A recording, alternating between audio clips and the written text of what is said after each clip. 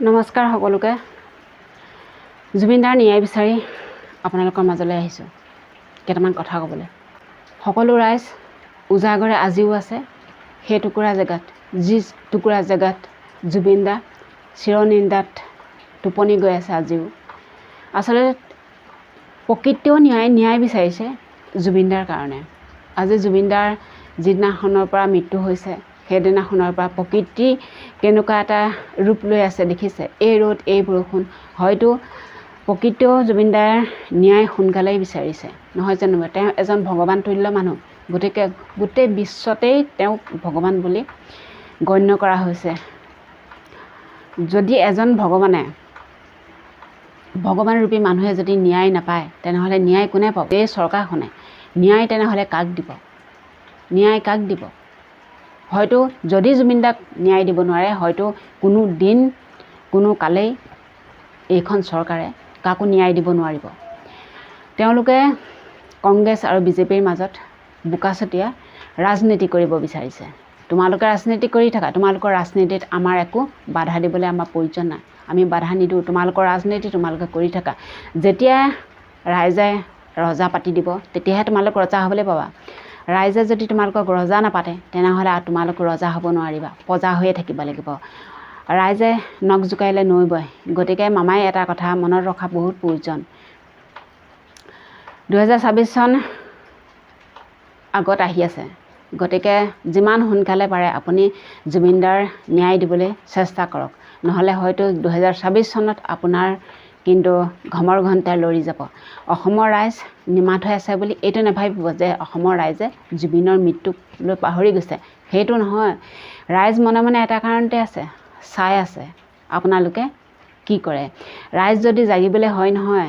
একদম মানে একোৱে নাথাকিব চব চাৰখাৰ হৈ যাব গতিকে ৰাইজ জাগ্ৰত নোহোৱাৰ আগতে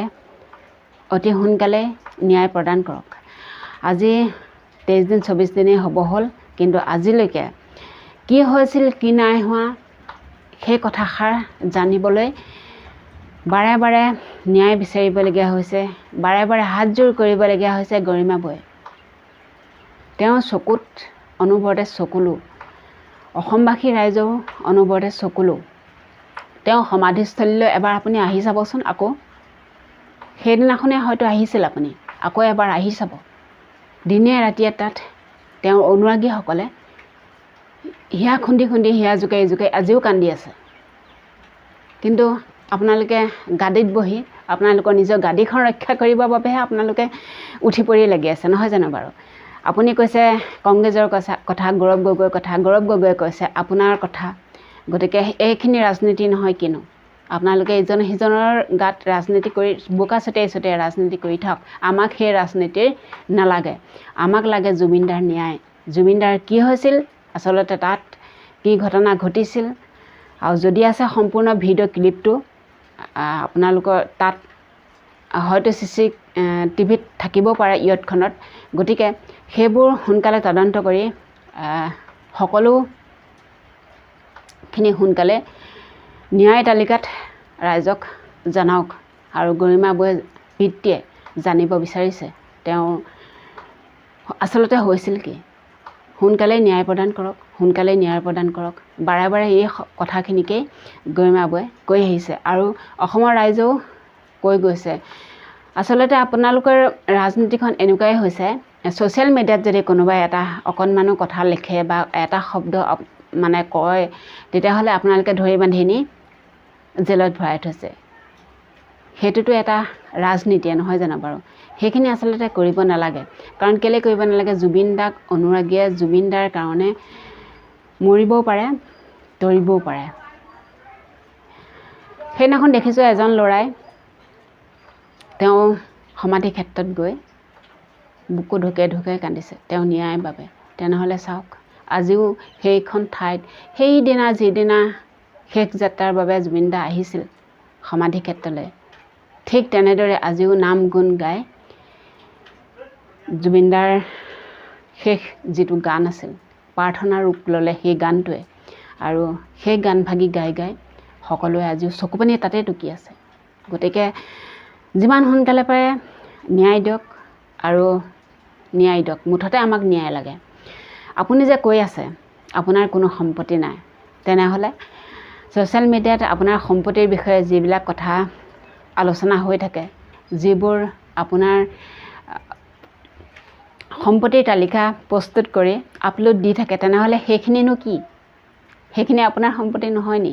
আপুনি কি মামা আৰু মামী বেলেগ নেকি? নিশ্চয় নহয়। গতিকে এখন ঘৰতে আছে, আপোনালোকৰ খুব ধুনীয়া এখন সংসাৰ।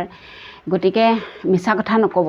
মিছা কথা ক'লে আচলতে ইমান ডাঙৰ এজন ৰজাই, মানে মানুহে, ৰজা বুলিয়ে কৈছোঁ কাৰণ আপুনি ৰাইজৰ ৰজা। গতিকে আপুনি যদি মিছা কথা কয় ভাল নালাগে। সৰু সুৰা মানুহবিলাকে মিছা কথা কয়, সেইটো এটা বেলেগ কথা। কিন্তু আপোনালোকৰ নিচিনা এজন ডাঙৰ ৰাজনীতিবিদে যদি মিছা কথা কয়, তেনেহ'লে সৰু সৰু মানুহবিলাকলৈ কি বাকী থাকি গ'ল? নিশ্চয় একো বাকী থাকি নাযায়। গতিকে বিশেষ ক'বলগীয়া একো নাই আৰু এইখিনিকে কৈছোঁ।